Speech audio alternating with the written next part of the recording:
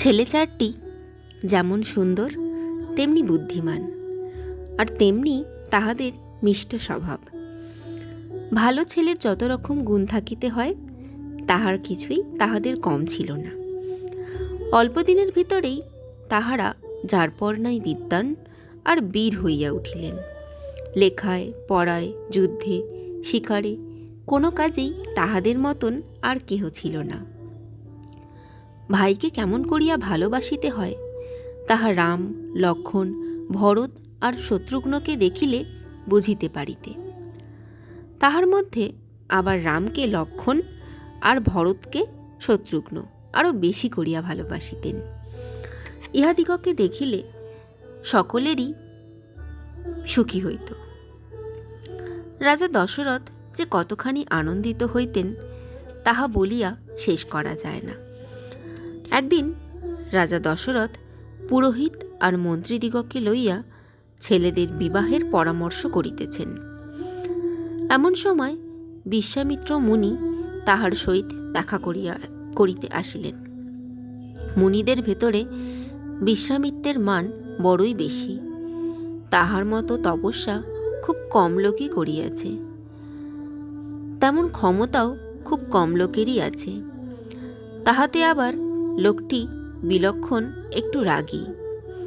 এরূপ লোককে যেমন করিয়া আদর যত্ন করিতে হয় দশরথ তাহার কিছুই বাকি রাখিলেন না। তারপর তিনি বলিলেন, মুনি ঠাকুর, আপনি যে আসিয়াছেন ইহা আমার বড়ই সৌভাগ্য, আর ইহাতে আমি খুবই সুখী হইলাম। এখন আপনি কি চাহেন বলুন, আমি তাহাই দিতেছি।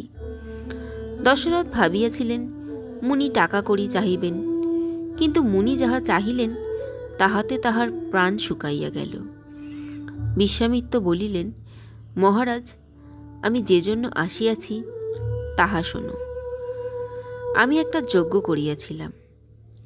ইহার মধ্যে মারিচ আর সুবাহু নামে দুই রাক্ষস আসিয়া তাহাতে মাংস ঢালিয়া সব নষ্ট করিয়া দিয়াছে। শুনিয়াছি রাবণ নামে একটা ভয়ানক দুষ্ট রাক্ষস আছে। ইহারা তাহারই লোক। তুমি যদি 10 দিনের জন্য তোমার রামকে আমার সঙ্গে দাও তবে সে রাক্ষস দুটাকে মারিয়া দিতে পারে। রাম ছাড়া আর কেহই এই কাজ করিতে পারিবে না।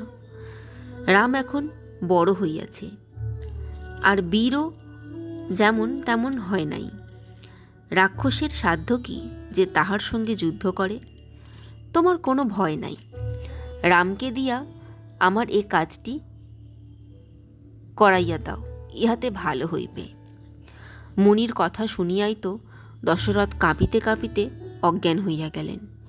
খানিক পরে একটু সুস্থ হইয়া তিনি বলিলেন, মুনি ঠাকুর, আপনার পায়ে পড়ি, আমি রামকে দিতে পারব না।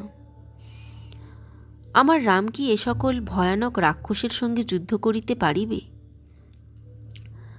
না হয় নিজেই অনেক লোকজন লইয়া আপনার যজ্ঞে পাহারা দিব, রামকে ছাড়িয়া দিন।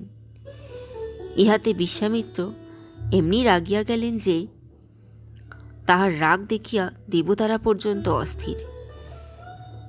যে সব্যনেশে মুনি, ইহার আরও বেশি রাগ হইলে কি আর রক্ষা ছিল? কাজেই তখন বশিষ্ঠ মুনি